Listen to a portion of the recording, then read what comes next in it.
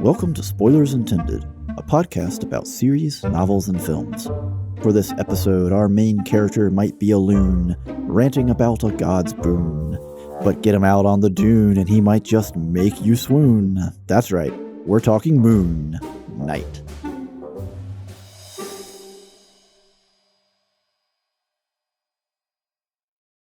Hey everybody, welcome to the show. I'm Stephen Ford, joined as always by Andrew Knuckles. Greetings. And Joel Killingsworth. Hello. That's a missed opportunity to say salutations, and I'm disappointed in you. Okay, well, that's fine. Greetings. Salutations. You can be disappointed. It's a free country. Well, as we mentioned just a moment ago, we are going to be talking some Moon Knight. The Disney Plus TV series. Yes, indeed. We have a lot of those lately, and I imagine we're going to have some more. We will, because we will be having Obi-Wan, which is also a Disney Plus show coming out soon, and other shows that they probably haven't named yet. I was just staring at you blank because I was trying to come up with anything else, and I couldn't. But you know what? It worked. No, Ahsoka. They started filming today. You ruined it for me because I was going to say Obi-Wan is also going to deal with this subject that we're going to deal with before we talk about Moon Knight, because we need something to tie this all together. And you know what? I don't like sand. It's all coarse and rough and irritating, and it gets everywhere, even into this intro topic. We're talking about movies with sand in them. The most generic you could possibly get. And that is a lot. There could be Sandlot. It could be... That does not count. We ruled that one out. It could be underwater sand, so it could be Pirates of the Caribbean. That I allowed that one. I think because the bottom of the sea is really just a flooded beach. Yes. I allowed that one. Who wants to go first? I'll take it. All right. So for my sand film, I'm going to talk about.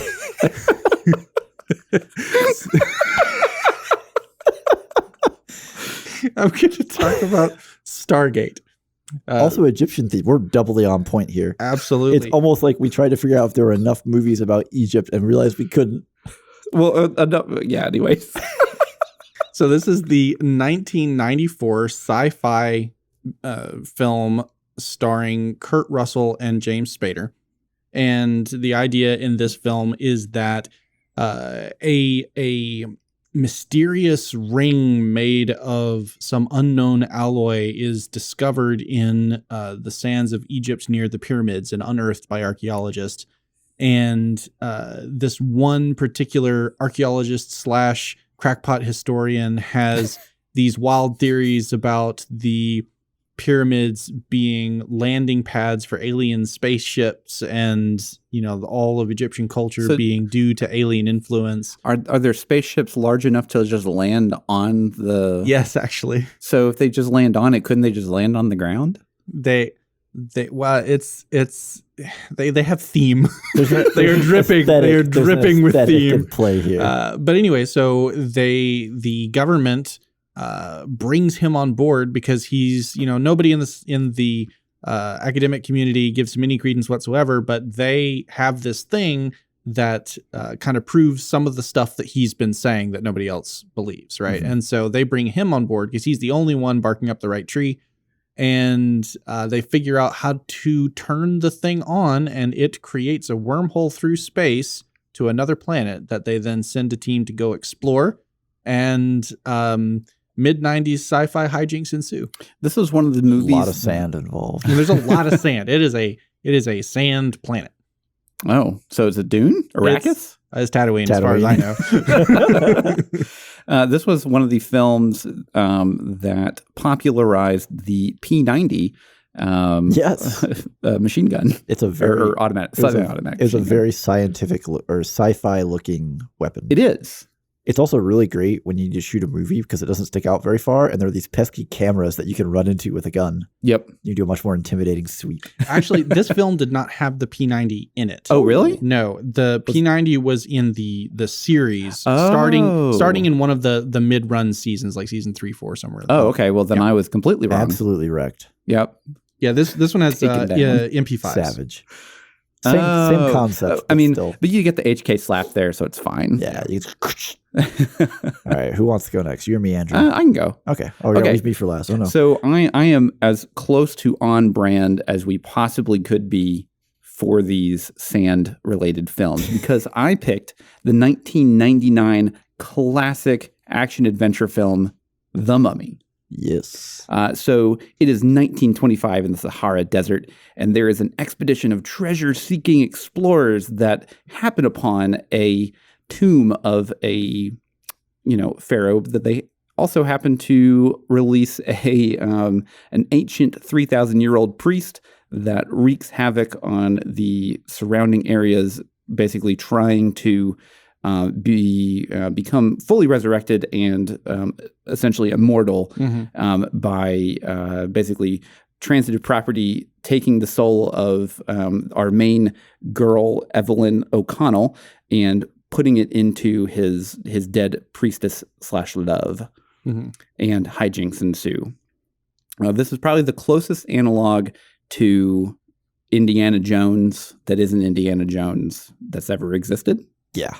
And they did a fantastic job. Brendan Fraser is the main, and this is peak Brendan Fraser. Oh, this yes. is Brendan Fraser at the height of his prowess. And you really get a lot of just really fun magical and action shenanigans. Like there's a whole scene of him just in a biplane flying directly into the mouth of a sandstorm that looks like a mummy's face. Yeah, it's actually a mouth. Yeah, I mean it's there's just really fun stuff like this that you just never really got to see otherwise, and it spawned a whole bunch of other franchise films. If for whatever reason you've never seen it and you're still listening to this podcast, you should probably stop this and go watch that film. Tell them after they finish listening. Come on now, people. Come on. Priorities. Yeah, killing me over here. Yeah. All right, so we're just moving up the timetable. We've gone from 1994 to 99. Yep. And we're going to 2005 here. Okay.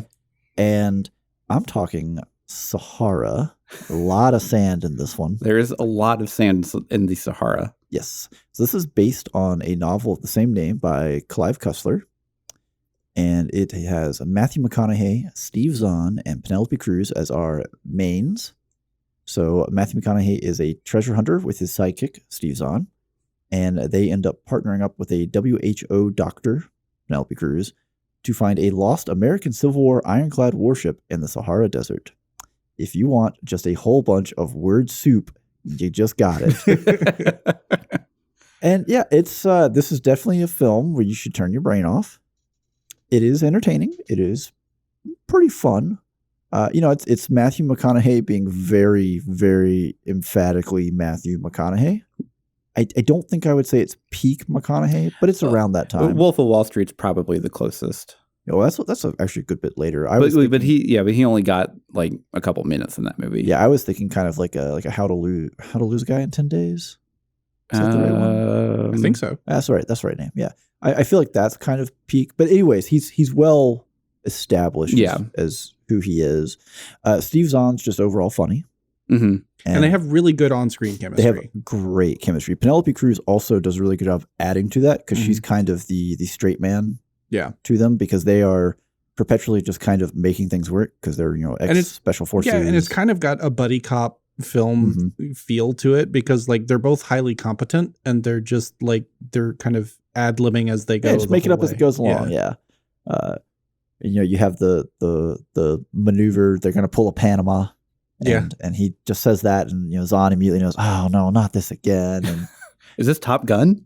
Yeah, no, it is. And then even their boss, who's played by William H. Macy, also is like, oh, they did a Panama. You have a feeling that there's a lot of history amongst all these characters, even though you barely really see them on screen because it's just the one. This is not the MCU or something like that. It's not a huge spawning franchise. I think there are several books. Yes, it is a long running series, and there are spin-off series that reference these characters that Clive Cussler has written. I've read a few. I've actually read Sahara the book, and I've read some of the spin-off series. How well series does it compare to the movie? I like the movie better. Okay.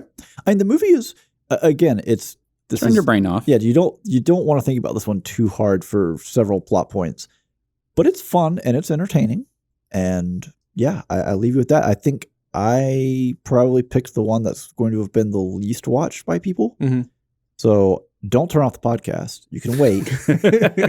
And then once you're done, it is time to rack your way through a 4-part series of sand. Kick it off. Just pick any Star Wars. They all qualify. And then go into this list and just all the sand you need for the rest of your life. Do they all qualify? Don't think about it too hard, Andrew. Well, does Last Jedi go on any sand planets? Did they have a beach? Was there an ocean? There's underwater sand. There was water. Did they play baseball? They were on salt flats. That's the type of sand. Well, there was the black sand that they fell through.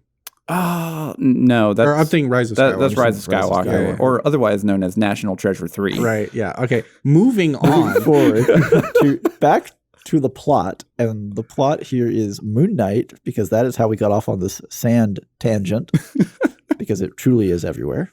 Yep. You want to give us a little synopsis? Okay, all right. So this is actually going to be one of the harder synopses that I have attempted to give. Without giving any real spoilers. Right, yeah, because a lot of the plot is revelatory, and the character's initial condition is revelatory to the plot, and et cetera, et cetera. But we have the backdrop of the Egyptian pantheon, with each of the Egyptian gods has the ability to choose a human as their avatar and bestow powers and favor upon them. Mm-hmm. And so our hero is one such avatar, and he gets, your typical Marvel hero stuff of being strong and fast, and he can heal and combat capable, take a bullet, all that stuff. And his patron's whole shtick is to be the avenging knife, to kill evildoers in vengeance for what they have done to the innocent. Mm-hmm. And that is kind of the one side of it. The other side of it is that the main character suffers from dissociative personality disorder, and there are multiple, like there's not just one him, and the different personalities that he manifests don't know each other. And so there's a lot of mystery that happens there. Mm-hmm. And run-of-the-mill MCU adventure crossed with compelling psychological thriller shenanigans ensue. Yeah. And there's a lot of detective work-esque things where he's detectiving himself, which is pretty fun. Yeah. I really liked this show. I think this is probably my second favorite, compared to like WandaVision for what Disney Plus has kind of come out with. Mm-hmm. And I really liked Loki a lot. I haven't seen Hawkeye or whatever the other one, the Winter Soldier one or whatever. You're not really missing much in either case. But this one, sadly, Oscar Isaac does just fantastic acting work. Like it just shows how underutilized he has been in other films that are also owned by Disney. Criminally so. So on that note, with that little bit of spoiler, if you will, let's hear some scores, Joel. Okay, so we have two different scores. We've got our technical review score and our entertainment value score. Mm-hmm. For the technical score, we have that averaged out across our 4 pillars of review, that being spectacle, performance, score, and plot. And for that, we have given this series a 7.8 out of 10. That's pretty solid. Yeah. That meets the Spider-Man No Way Home threshold for MCU properties. That hits it right at the dot. Yeah. And then for entertainment, which we keep separate because this could be different. Your enjoyment of something is not necessarily based on how technically sound it is. And in this case, it's a little bit higher. We scored the entertainment value of Moon Knight at an 8.3 out of 10. Okay, so we got a bit of a divergence there. Yeah. Oftentimes, apparently, we derive enjoyment and entertainment through technical prowess, but not always. Sometimes it can be a little convoluted and a little weird. Well, you already talked about Oscar Isaac, right? Yeah. And being the shining star of this piece. Oh, man. at least for me, my enjoyment of this was really tied into the performances and what was going on there. Mhm. And there are other things that I ding it for in other categories that really didn't affect the enjoyment nearly as much. Yeah.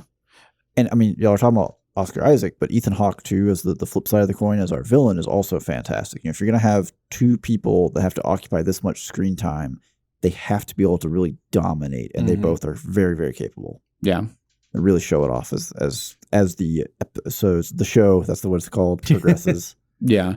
And the some of the other things that are pretty solid is honestly the music for the whole show is actually really pretty fantastic. It is. There's a lot. Really good. There's a lot of Egyptian influence in the composition, and it really comes through. And like for me, one of the hallmarks that is like you've got to do this, or if you are doing this, that means that the score is good. Is there a theme that I find myself humming or whistling later? And for this, emphatically, yes. Yeah. Yeah. Yeah. The now on the flip side, some of the CGI doesn't really hold up that well. Yeah, it's been really interesting because I've seen all of the MCU Disney Plus shows at this point, and the quality of their effects is definitely a notch below their films. Yeah. Which is interesting because I feel like for something like, say, Loki and WandaVision, it was pretty close. It didn't suffer as much as this one did. They were less. I think they were less ambitious in those too.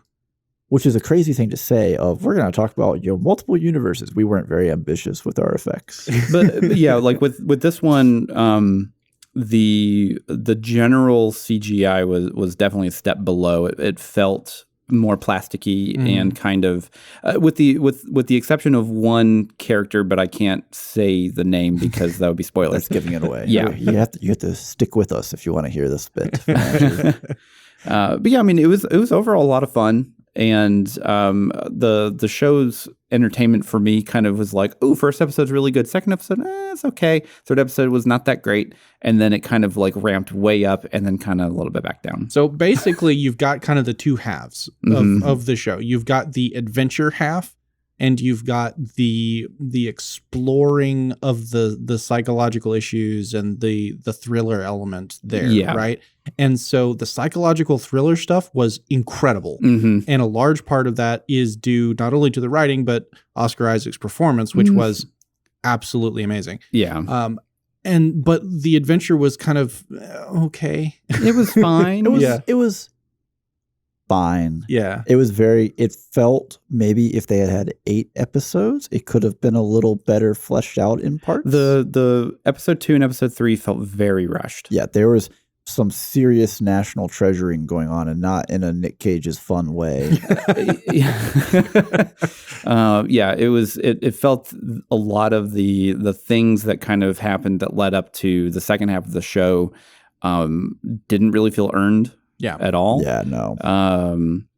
But I mean, and you know, it was passable once you got past that point, and then Oscar Isaac basically just kind of took the reins and said, "This is my show now." It just takes over, and it's just it goes from there. Yeah, and we cannot state this enough. Like he is, I mean, like he deserves whatever award TV shows get for acting. Andrew was like, Oscar deserves an Oscar, and I was like, Andrew, I don't think they give those out for TV shows. He's like, but it sounds good. It's compelling. It gets to the people. Oh, well, we're all out of sugary sweets now. But if you're interested in something more Egyptian themed, then Be sure to tell them about spoilersintendedpodcast.com. It's a great resource for all their other content. Hold on, we're getting there. Look, if we're going to finish this intermission, you have to give me control. Protect the travelers from spoilers. Okay. Let's get this done. Spoilers scary? Time to leave. Spoilers not scary? Stick around. This will probably be pretty fun. What? Wait, where am I? Oh, not this again. I need to call Mum.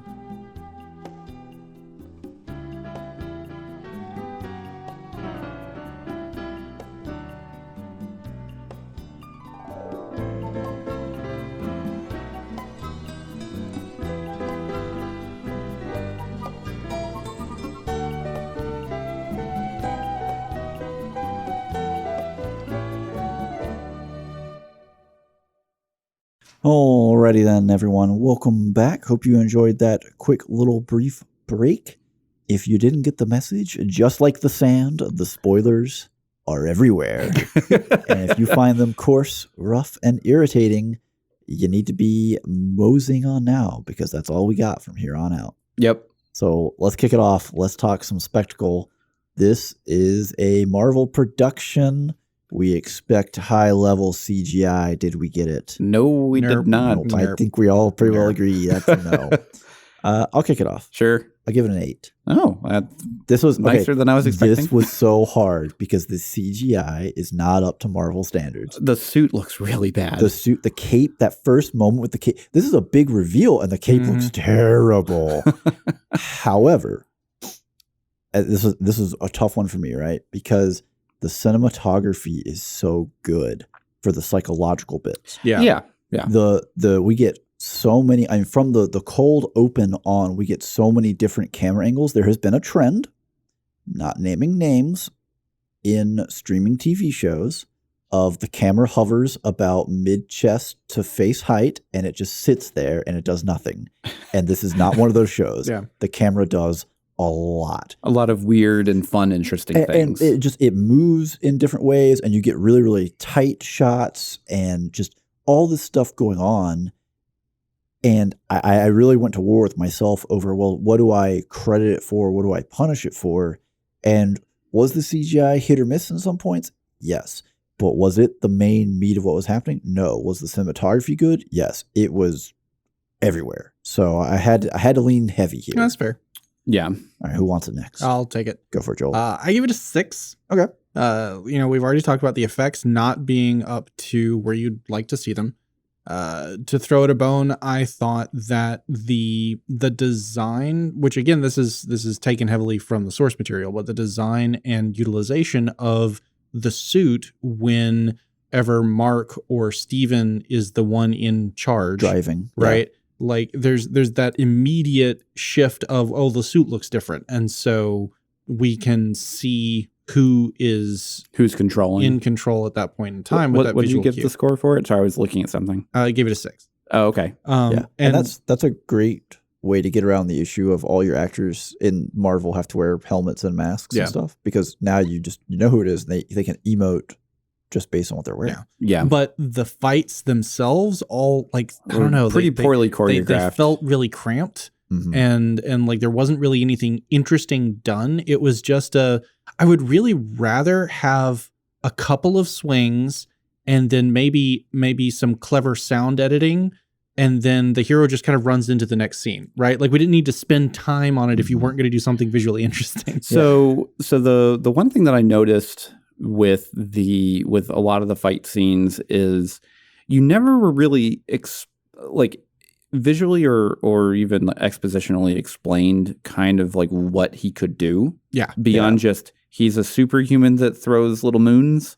And that was basically it. Yeah, we knew for sure that the suit could heal. Yeah. That was an important point. Mhm. But that was it. That was basically it. And but that's more of a plot thing than it is spectacle.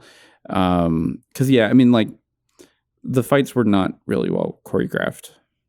And they with the final fight in episode 6 actually was pretty solid. Well, what score did you give it? The on ground fight, not the two gods fighting. Marvel must meet Marvel standards. Of large I give it a CGI 7. fight. Okay, yeah. So I was right in the middle. We're all in the same territory. And it was like, because I mean, it was kind of the same thing. I initially had it at an 8, and then I was like, I kind of like kept walking it back a little bit in my mind of like.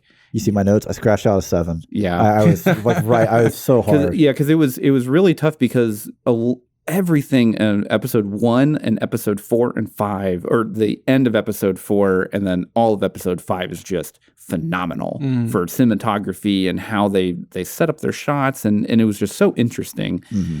And I mean, because like when they were going through the psych ward for the first time in episode 4, I honestly think that was just a one shot. And that's interesting. I'd be intrigued to see if it was or it wasn't. I'm unsure. I'd have to watch it again, but I'm pretty sure it was a one shot. And if it was, that's pretty impressive. Now, are we talking a one shot with 2 Oscar Isaacs? No. Okay. That was Just introducing the ward. Introducing Okay, the yeah, ward. And so you basically had two creators here. It was created by Jeremy Slater, and then Mohammed Diab was the leading director for this. And I thought he actually did a really fantastic job of kind of tying everything together, because this is one of the weirder properties Yeah. that MCU has kind of come out with.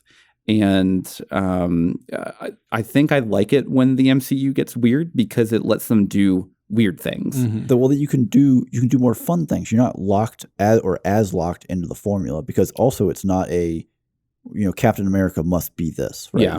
You have certain expectations with that character. And with Moon Knight, most of the general populace, either they barely heard his name. I didn't even know he existed. They see him in like one meme. Yeah. Or that's it. So one thing I will note too, I guess episode 4, whenever they're in the tomb and the priest is like kind of like chasing after them and like grabbing like through the rafters and everything. Geez. Oh, that's terrifying. That was horror. Well, yeah, but at the same time, like the whole, okay, well, I guess I'm just going to kind of inch across this 1 foot ledge. It was so generic. Well, that part was not fun. Yeah. Because you're just like, okay, come on. Yeah. And then like, she went through all of this for them to be like, oh yeah, there's just another way. And then everyone just shows up with no problem at all. That's a plot issue, though. That is a plot issue. Yeah. That is correct. We'll get there. Don't you worry. All right. Well, we all had our go at the spectacle here. Another CGI ding. People getting hit by things, man. Episode 2, where he wakes up in the Alps, and they episode hit people, 1. Is that episode 1? Episode 1. They hit people with logs. Like that whole the log truck turn looked so bad. The car chase was not that good looking. Not great, no. Yeah. Now the bouncing back and forth between like the jump cuts, right? Those were fantastic. No, that's well done. Where it's Steven and he's like, oh, I have no idea what's going on, and then he blacks out, and then I'm covered in blood and I'm holding a gun. Oh no, what's going on? Because that is performance. Yeah. Well, it's good editing too. Yeah. Well, I mean, it hypes the spectacle because it's the way that it's framed. Yeah. Well, speaking of performance, let's talk about some performance. I wonder what these scores are going to look like. Andrew, you want to go first? I give it a 10. Yeah. I have no self-control.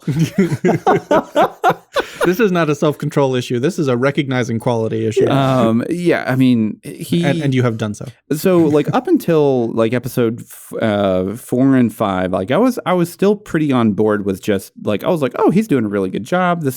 I enjoy watching Oscar Isaac actually be able to do things besides just be an angry pilot.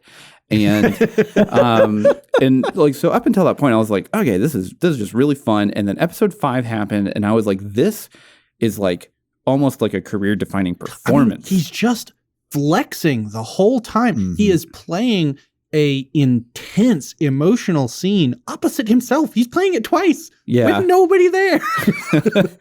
Yeah, and it was just fantastic. Yeah. Like, I mean, and that is just him. That doesn't include Ethan Hawke, who did a fantastic job of being just a cool evil guy. But he wasn't even really that bad, quotation marks. It's the complete devotion to a twisted ideology. Yeah. Right? And also kind of the banality of, I probably butchered that word. Banality of what he's doing, because like they have the meeting and he's doing these good things. Oh, you should try I know you're vegan, you should try the lentil soup. It's just that's so like the dude is just oozing evil right now, but it just sounds kind of reasonable, and you're kind of questioning. Oh no, he's evil. Yeah. So before I hand it off, the other performance that I absolutely loved was Antonia Salib, who was Tauret, the hippo. The hippo goddess. Yeah. She was so much fun. and this is like the first thing she's ever been in. Well, it's the juxtaposition of the bubbly British lady and just this hippopotamus. Yeah. Right. Well, also everything around that character is really, really weighty, psychological. The door opens, the hippo comes in, hey, and everyone screams. Yeah. And then it's just kind of the bizarre, right? Mhm. Yeah. Mixed in with everything else, because it's just at that point in the series, you're just like, man, everything is just weird right now. Yeah. Yeah, and so it's cool too. So they, the director, he's Egyptian, and they tried to get as many Egyptian actors that they could in there for the billing. So Antonia, she's Egyptian, and Layla, her actress, is also Egyptian. And then pretty much all like the score and everything like that is Kalamawi, I think. Yeah, I really don't I had this down, and I was like, I don't want to pronounce that one, so I'm just going to go with character name. But yeah, like they did a really good job. I mean, like everyone it was just fantastic. Yeah, Joel. I was a paragon of self-restraint, and I also gave it a 10. Okay. I was absolutely, like, basically, you give me episode 5 and say the rest of the show is terrible, I'm still going to give this a 10, because I mean, that was such an incredible performance. Oscar Isaac showed just insane range. Oscar deserves an Oscar. But not for Star Wars. But not for Star Wars. And the thing is, the rest of it wasn't garbage. Like, it was supported by really good performances as well. And there's just no way I'm not giving this a 10. Okay. Yeah. All right. Well, that's fair. Look, I hear both y'all. I know what you're saying. I know we had two big names going at it on screen, Oscar Isaac, and also Ethan Hawke. And there are some other people. And, maybe that's a problem. And there's just, it's so dominated by one person that the other people just can't do. I gave it a 10. Okay. I just, holy cow, what a waste for Star Wars. Yeah. Like because we liked him in Dune. Yeah. I mean, he was great. He was great in Dune, but I mean, like this just got to just show as much range as he could possibly pull out of him. Yeah, and there were definitely some glimmerings there in Dune of, oh man, he can do so. He can stand in front of a screen and just dominate it just by existing. And in this, holy cow! And again, going back to the whole thing that for most of the show, he's kind of acting just opposite himself in a lot of ways. Even when it's him going from being Steven to Mark, he still has to act opposite himself, right? He's still having to work off being two different people. It's almost one of those things like, you're doing this so well that I'm a little concerned at what your actual mental health looks like. But wow, yeah, and I loved Antonia as the hippo. Yeah, I'm not going to she was try so to much pronounce fun. the actual god's name. I cannot do it. Layla was solid. I thought she had a couple of good bits, and then she got better the longer she was on screen. Well, it really stood out to me because the longer she was around, the more I was worried that they were going to kill her. Yeah, and I realized, man, she did a really good job. I'm actually like really concerned about her as in this role.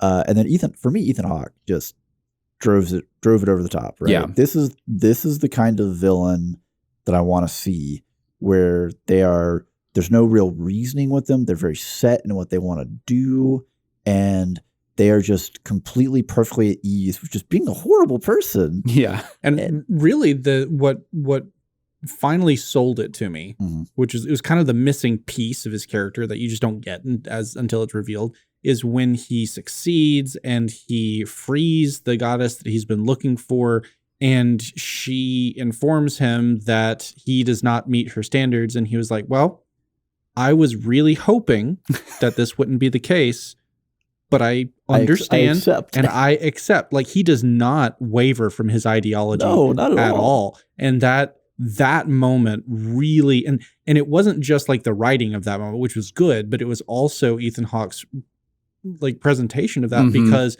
you can tell that he is very distressed at this because he wants to live, but at the same time, he is committed, and he is going to live out this ideology no matter the cost. Yeah. But yeah, and the bit where he and Oscar get to kind of go back and forth in the little street after he gets abducted, and you have the argument, but you're talking about killing children, and he's like, children who will do bad things.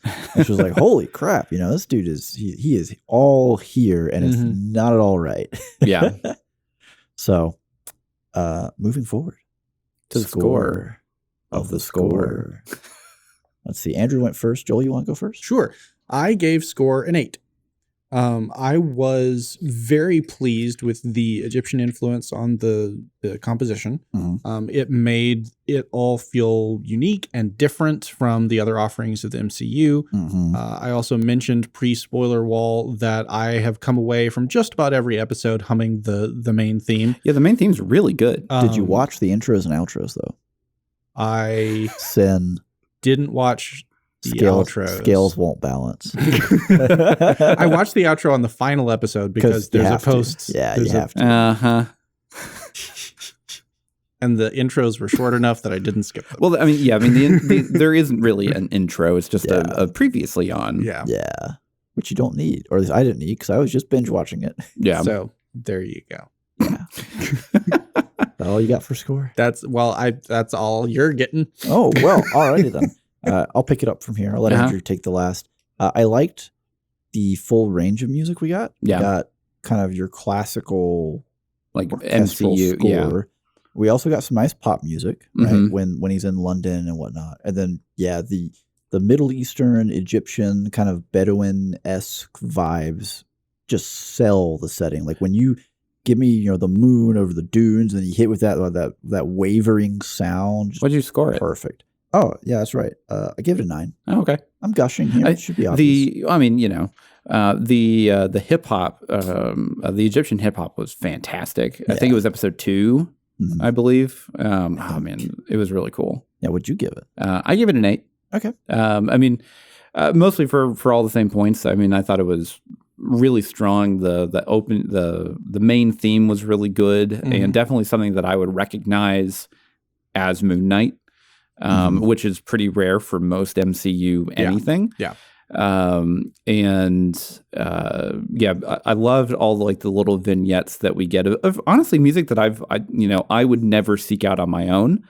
And I may go look up some of the artists that did that had their songs in here and maybe listen to part of their album, see if I like it, and just throw one or two of those songs on there. And just to hit this beat of character themes one more time, to go across the aisle to the DC films and that really fantastic recognizable musical motif for Wonder Woman. Yeah. And how whenever she shows up in another film, it starts playing and you're just like, oh yeah, let's go. I love that theme. That's the kind of response you could be getting every time a cool MCU character shows up in another character's film, right? Yeah. You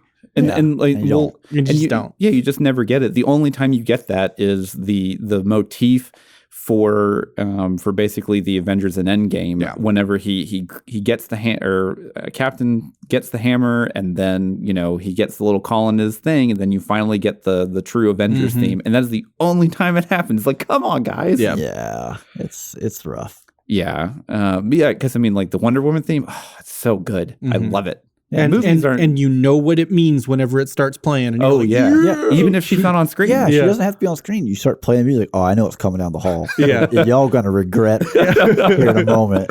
And like that, MCU has just such a big problem with music, and I think it's just because they try and play it so safe. That they never want to throw anything out there, because then if people are like, "Ooh, I didn't like that," then they can't bring it back. Well, what if you created a motif for a character who you needed to be central for the next 4 movies, and no one really likes that sound, and then suddenly this dude has to show up every time, and it's like you open the door and the room farts, and it's like, oh, you just deflated the room. You know? Yeah. I mean, you have to have a really banger of a leitmotif. You got to do be that good with it. Yeah. And again, you already mentioned this, that you like it when they get weird, right? And this is definitely weirder. Definitely one of the weirder ones. And it's more of a playground for him, and the music is part of it. So. Yeah. This is kind of going back to spectacle, but on the ending theme, I love the visuals of the ending sequence with all of the Egyptian pyramids, and then you have basically all of the mirrors of Isaac kind of looking at himself. Yeah, with the multiple faces and all of the watch it. Representing He had to see the end credit. Oh, you're right. He had to see it at least He once. said he did it once. But yeah, no, I love watching that ending theme because it's just really cool because I love that really like dark gray with like the really bright white from the moon kind of lighting and everything. Anyways, continue. We can move on to plot now. I'm sorry. Well, I mean, you just touched on something spectacle. Also going back there, they do a good job of the concept of there's a lot of night shots, right? Like this is a moon-based But you character. can still see things. And you can still see everything. Well done. So happy. There are some movies that just don't get this yet. Some directors or cinematographers who just don't understand how lighting works, and it kills me. Anyways, plot time. Let's talk about some plot. Let's see. You need to start. I need to start. Oh boy, I have a laundry list too, so this is gonna be interesting. Oh no! He just hasn't started. Oh, Yeah. okay. All right. So I gave it a 7. Okay. And I feel like I could have been harsher or I could have been nicer. Yes, you could have been Oh, I harsher. know. This was the weakest point. So I'm going to grab my 1 point and y'all feel happy to correct me that I missed something important here and that I, came up with a score on something dumb. Okay. But we see, okay, I'm going to start with something I love. I love Khonshu making the decision to do something that will aid his avatar that he knows gets him imprisoned. Yeah. Yep. So I really love when we have... That was a really cool sequence too. It's a beautifully shot sequence. The math and the whatever they're actually doing is all just BS. And, we're waving a tablet around and finding out where this... No. It's not how any of that works. No, it's not, but it's magic. But the stars spinning with them waving their arms on top of the dune, that and the music's just banging. Oh, I love all of the other characters whenever this is happening, and like Ethan's like, "Oh man, you messed up. This is gonna be fun to watch." Yeah. But I love that we have that payoff where Khonshu, he's the source of Moon Knight. He's the source of the powers, the healing, and everything. They make this known sacrifice, and from here on out, Steven and Mark are on their own, basically. Yeah. There is no fallback, and they're still going to go through with it and do it. And I love that kind of story, where when you have your hero has lost all their powers, they still do something heroic, because that's really when it comes through, right? Yeah, absolutely. So the ding here is going to be with, we see Khonshu get imprisoned, right? Gets turned into the statue and put away inside of the pyramid. Well, the whole plot here is that Amit is also imprisoned in a tomb. Presumably the gods did this. And she's like the only statue that isn't just in an alcove in the pyramid with because she was so dangerous that they couldn't leave her there.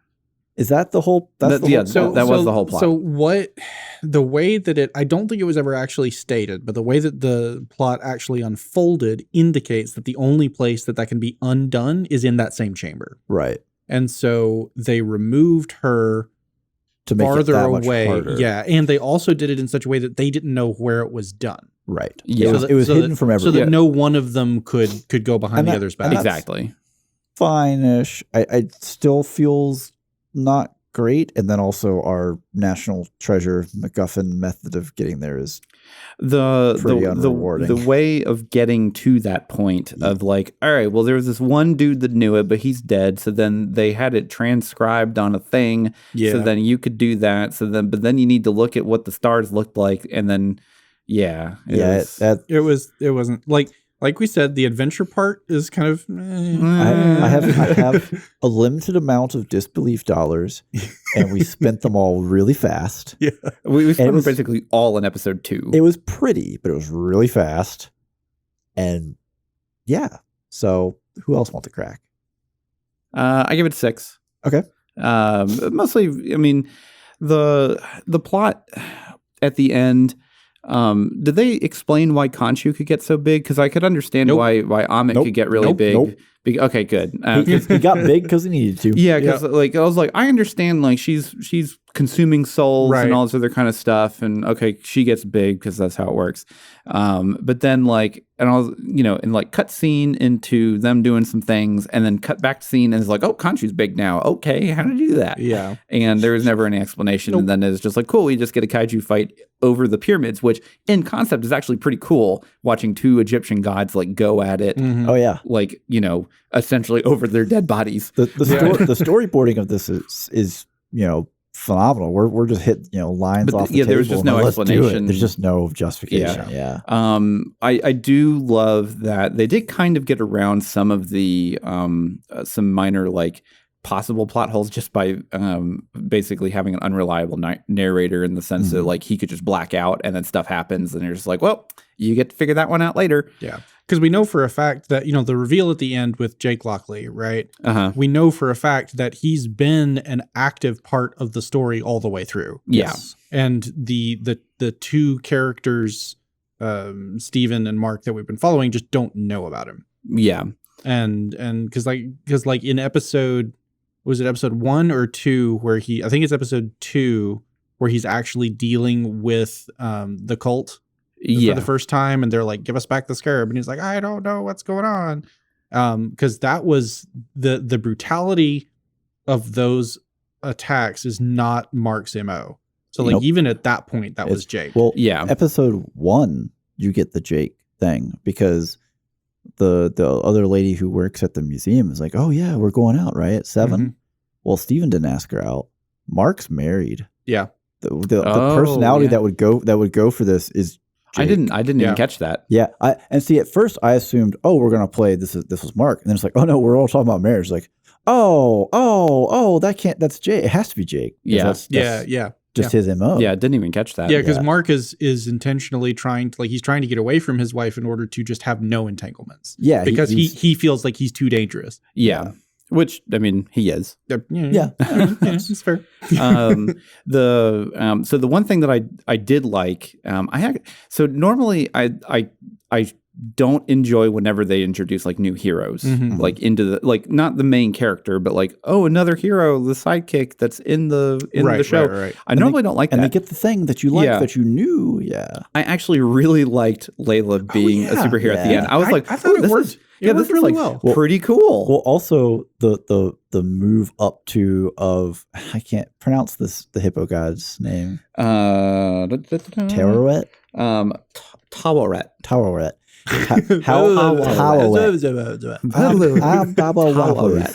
But how she appeals to Layla with like they just killed all the security guard or the police or whatever, the military, and that was such a funny. But it fit with the way she as a character behaved, which is like popping up as the dead body on like, hey, you want to be my avatar? Yeah.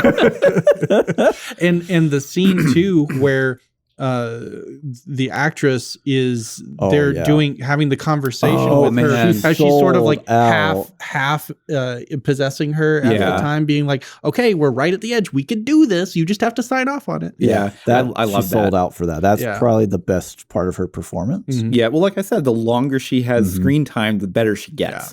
And the way she fought was really cool too. Like I really enjoyed. It's a bit of a problem though, because we've shown that she is competent with standard modern combat stuff. Doesn't matter. But like now she has a flying suit. Doesn't matter. Well, that she's hold on. Wizard at. It's amazing. Hold on now.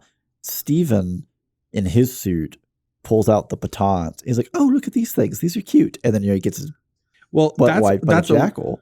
Hold on. And then later on, he's really proficient with it. He hasn't earned any of that. It's just once he accepts that is slightly different because there's potential bleed through of skill sets from his other personalities. And if nothing else, I guess you are at least conditioned. I do wonder if he ever was like, I work at gift shop. Why am I in such banging shape? Well, but yeah, like with Tawaret, you could possibly say that there's some. Like for Layla, she is imbuing some more things, but that's a stretch. I totally get that. This is the finale, and the world hinges on this. You know, if I need to give my avatar a little extra, let's give a little extra here. Yeah, but I mean, like, I seriously, like, I thought that inclusion was really cool, and it added a lot to the scenes because everything up until that point of just Moon Knight beating the snot out of people just wasn't that fun. Yeah, it's just kind of, it's just another Marvel fight. Time to end with a big CGI fest. We got gods fighting over the pyramid, Moon Knight beating stuff up. This just feels like a Marvel movie. And this one was earned too because it was. Tarawet had already been such an integral part of the plot for the last 2 episodes prior to that. So she didn't just she had already dropped in out of nowhere, and now we were familiar with her. And also, this is like her only avenue to continue helping, right? And the enthusiasm of it too, of kind of like, I'm going to be a real god too. You want to be my avatar? Yeah, yeah. Well, and you know, and I like that, you know, because before that she was like, oh, I was really rooting for you guys. I really wanted you to balance it out, and you know, but she's like, but my job's my job. Sorry. Yeah. You know, and so yeah, okay, Joel. Okay, so we're going down the scale. I gave it a 5. Oh, that's actually. Plot. Yeah, it's fine. And talking about the scales, so they had like we were talking about the Jake Lockley personality. Yeah, they had been teasing him and foreshadowing him through the entire series, very well. Yeah, I thought. You know, the most blatant up to the point where we get to the balancing scales part is you've got a third sarcophagus that somebody is raging trying to get out of that they sort of look at for a minute, but then they almost inexplicably turn away as if they're not letting themselves look at it, right? And so like we know there's another personality in there. And then we get to so we have to balance your heart. We have to balance the scales with your heart. And they get like, okay, the 2 hearts, okay, we can do this. And they balance it. And they're like, it's not balancing. And you as the audience go, it's because there's a third one. Yeah. There's a third one, guys. You got to go you've got to become whole and be honest with yourself and incorporate the third personality. And they're like, no, we're just going to do it with the 2 of us. Yeah. And it was such a great episode. And it was such wonderful acting and such wonderfully dramatic material dealing with all of the trauma and the response to the trauma and the further trauma with the family that occurred. Oh yeah. And all of that stuff was just wonderfully entertaining and heart-wrenching to watch. And this is like a parfait of trauma, just layers on layers. Well, I almost like cried a little bit whenever like he was basically standing outside at the car, and then he walked away. I was just, and his dad like waves. From the window. And it's like, oh man, don't do this. And then just the flipping the switch, and he becomes Steven in order to escape. Yeah, and Steven's so happy. Yeah, and Steven's happiness almost crushes you further. I know, because he's just so ignorant. Yeah. And so good. But the scales balancing was so cheapened by them not addressing the totality of his character. Yeah.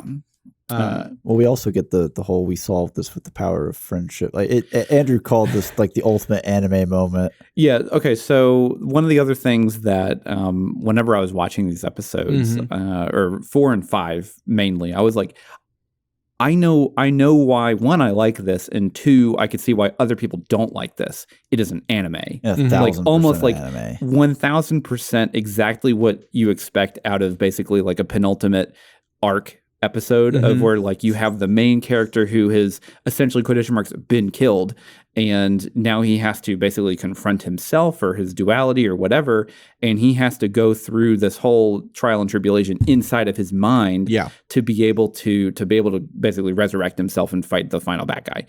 And of course, and then they fit in the power of friendship whenever he or really self-acceptance, but power of friendship is just synonymous. And he goes back to the Diab, and he's like, I'm going to save you, and I'm going to give you my heart as I'm dying. And then, it lands in Steven's hands, and then Steven becomes, a person again. I'm a real boy. Yeah. And, and it's just like, oh, that was the most anime thing that could ever possibly happen here. Yeah. And I love it, but it's just one of those things where it's like, I could totally see where people could be turned off by that. Yeah. Well, another objection I had, and it's frustrating because it is, crucial to the plot, but Lockley also kind of feels like a budget saver because we have this big setup for a Marvel fight and the fight's over. Yeah. And we don't know what happened or why. And like, does that play into the psychological bit? Sure. Does it help, add to the, there's something else more going on here? Sure.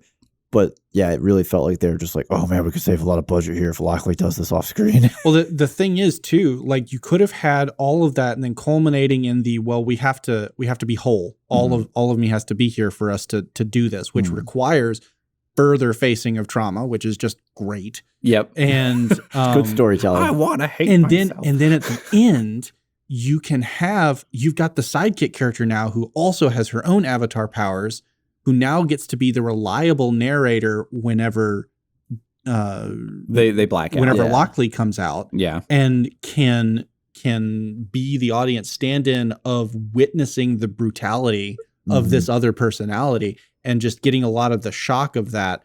Like they had a lot of opportunity there. And they chose to go with the reveal at the very end in the post credits scene. It probably would have been better in episode 5, I think. But I just think it was a little misplaced. Well, but my main gripes are actually the fact that the final episode is a logistical nightmare. It is horrible.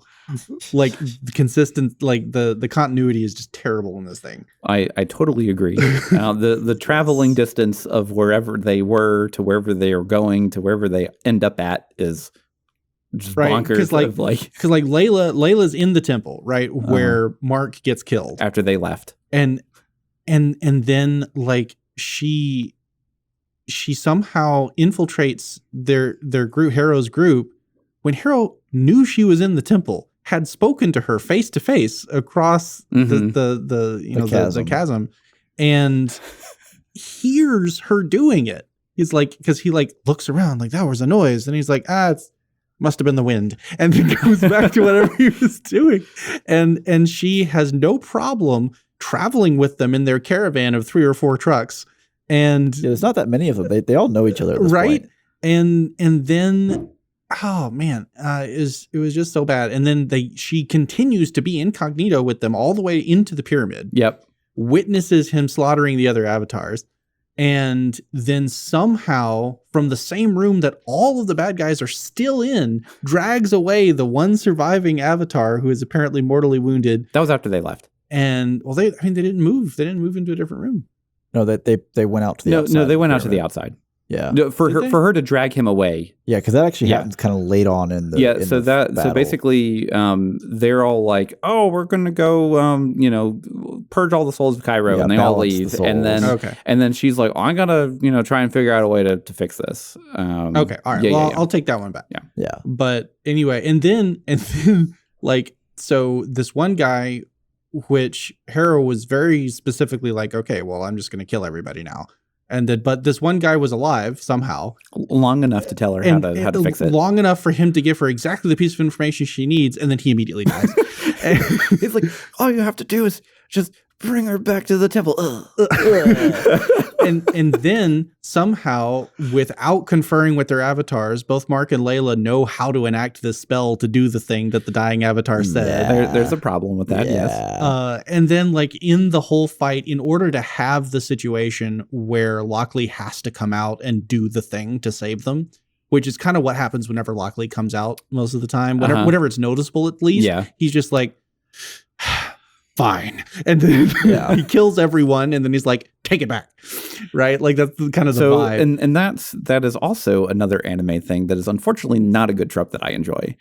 Where they're like, the sword is at the guy's eye, about to stab him in the eye into the brain, and then suddenly he gets a new power that stops that from happening. Right. It's like, oh, come on. Yeah. But anyway, in order to set up the situation where that could happen, they have some guy throwing a throwing knife, pinning her costume to this truck, right? Yeah, so she can't see what happens. And she can't get out, and she's struggling, she can't get out. And then the minute that it's no longer relative to the plot, she's just like, ding, and she's out. And that on top of just the general choreography of the fighting not being very good. Like, it was just like the whole last episode was just a mess. It was. Now there was a pretty whenever Steven takes over and he starts beating people up with the batons. Now I understand that may or may not be earned for the skill involved. Don't point at me. I gave it to him. Joel's the one objecting. For the skill involved. But no, I mean, like that actual sequence of him beating people up with the batons actually was choreographed pretty well. Yeah, that was good. And the thing that's always nice too is you can tell whenever they're really proud, any director for action stuff like this, especially in MCU, they're really proud of whoever's doing it because they leave the camera on them longer. And you're like, they actually did this. Congratulations, you did it. Yay. He trained for 6 weeks just to do this one kick. Yeah, now just go watch a Jackie Chan film and just feel real bad. But yeah, I mean, you know, the plot has some problems. So I do think we are maybe a little biased because the plot, and actually I take that back. Not all the plot problems happen at the end. A lot of plot problems happen at the end. It does feel, like we said, the action adventure stuff feels really unearned. I mean, like we have this bad guy group that's excavating a temple, and then we just walk in and go through their tents and gather supplies and go down in, and there's no rear guard, there's no objection, there's no nothing, and then we're just in the same room as everybody else, and nobody seems to really care that much that we're here or that we could leave and follow. Or I put 2 taps in his chest, he's done. We know that one of the powers he had was healing, and while you are convinced that Khonshu is encapsulated and not a threat, this is one of those things where you just be thorough, right? Yeah. It's like, come on. Throw him off into the bottomless pit. We know you have a few more bullets. Yeah. That's the way revolvers work. There's like 4 people with AKs standing next to him. Just everyone pull the trigger a couple times. Don't even do that. Just take his body, drag it to the chasm that you threw the priest down in, and throw him in there. Or throw him to the No, because then that's a we didn't see the body scenario. Yeah. Or just okay, fair. Throw him to the other creepy priests so you can get past them on the way out. Here, have some meat. Have some activity. Yeah. But yeah, okay, so enjoy embalming this. Yeah, I mean, there are problems, and I think that if it was maybe an 8-episode series, they probably could have fixed a good portion of those. It would help a lot to give a little more meat in there, and to draw out some of the more clue finding kind of stuff to make it a little bit more sense. You know, so let's move on to the entertainment. Who wants it? I'll go ahead and take it. All right. So, like as we talked about pre-spoiler wall, we have these separated out because entertainment is not necessarily representative of the technical achievement. Yeah. So for me, I gave this an 8 out of 10, and that is it is brought down a little bit by some of the kind of ludicrous inconsistencies, and definitely a huge missed opportunity with presenting the third personality at the balancing of the scales. Yeah. But man, did Oscar Isaac's performance just absolutely make me want to watch this again. Yep. All right. I'm going to take it. I gave it a 9. Ooh. Yeah. So I binge watched this, right? You know, it was released properly week by week, and I hadn't paid much attention to it because Moon Knight's not a property I care a whole lot about, and there've been some mixed reactions the later it got into the series, which I figured out why. Holy cow. Episode 1 has me, right? We have the elements of the psychological thriller, the unreliable narrator. It's well presented. The camera cuts are done well. I'm there. 2 and 3, maybe a little bit of a slump, and then 4 and 5 hit, and it was just like, well, I have to finish this tonight. I'm not going to bed with an episode left to watch it tomorrow with this still sitting on top of me, because Andrew already said, you know, Marvel's getting weird, right? And we got weird. I've been shot twice, and I'm dying in a pool, and suddenly I'm inside a low budget psych ward. Well, no, the low budget Explorer Indiana Jones ripoff. Oh yeah, right? yeah. Which has huge implications into the story, and then we get real weird in the psych ward and everything with characters we've already seen playing different roles. Yeah, we're just in his mind, and man, I love that kind of stuff because we're really, really weird. We're really deep up inside his head, and Oscar is just selling out, and so good. Yeah. Andrew? So I gave it an 8. Okay. And so going into watching this show, the only reason I chose to watch it, or that I was like, oh, we should, Holly and I should watch it. We're not big MCU fans, but I was like, oh, it's got Oscar Isaac in it, and the trailer looked pretty cool. Mm-hmm. I had no idea going into this that it was anything about Egypt and like Egyptian pharaohs and gods and everything. And my entire childhood, from probably like age 6 to age 12, was all about Egypt. That and the Titanic, really weird. But yeah, that Venn diagram kind of seems to have some holes in it. Yeah, British, very British. But I thought this was so cool because I was like, oh, this is actually all about Egyptian gods. Yeah. So I am like all in now. And we got to episode 3, and because episode 3 was not good, definitely the weakest out of the whole show, we basically skipped all the way up until we just were like, well, we'll just watch it whenever it finishes. And it finished last week, and we still hadn't watched it. And then I was like, well, I have to watch all 3 episodes that we haven't seen today because we're reviewing it. And because of that, I was just like, I'm just going to binge it today while I work. And I got to the end of episode 4, and I was like, oh, I'm going to sit down and watch this now. And episode 5 happened, and I was like, what? Like, where did this come from? This is so good. And unfortunately, episode 6 was a bit of a mess, so it didn't really have as much staying power as I would hope it would have. But I already told Holly, I was like, we just have to watch this. I have to watch this with you now because I want to watch these again. Yeah. So, I gave it the bare minimum of 8 for a rewatch, and it was definitely entertaining enough just at a baseline. I mean, it's definitely probably the second best one that they've come out with, I think, for their TV series. Yeah, for me, I don't think it's going to be for everyone. I think Loki is going to have broader appeal. It will. But I think it's better done, and it's more entertaining. I don't have the same... I actually didn't realize you didn't know that Moon Knight was all about Egyptian. No, I had no idea. And so, I thought it was like some weird Batman ripoff. I mean, kind of is, but that's for the comics. That's the comics problem. But watching it, I was like, oh yeah, Andrew loves Egypt. It's like, he's going to eat this up. I was like, or it's going to be really wrong. He's going to be really angry. And I was like, and I don't know enough to know. No, I mean, they got all the gods right. I mean, I know their names. That's about as far as I go. But yeah, I mean, it was just really cool. Just seeing, just all of the, just pyramids and everything like that is just such a cool thing to think about. And just the whole, the pyramids are right here and the gods are meeting inside them. Yeah. I love that cross of, just normal everyday life. Cairo's we're right in there. Giza. Yeah. Yeah. It was much better than the trauma was much better than I expected. Just ultimately. Yeah. I mean, if you've already reached this part and you haven't actually watched the show, or if you were, for whatever reason waiting, I don't know why, and you're still listening, you should go watch it because it's actually really good. Yeah, it's much better than I expected. But yeah, it sounds like that is all the time we have for this episode. So until next time, I'm Steven. I'm Andrew. And I'm Joel. And every spoiler was intended.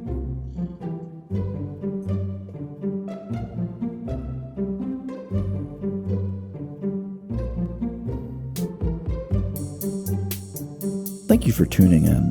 If you like what you heard, you can support the show for as low as $1 at patreon.com/spoilersintendedpodcast. We also have a Discord server and would love to have more people joining in the conversation.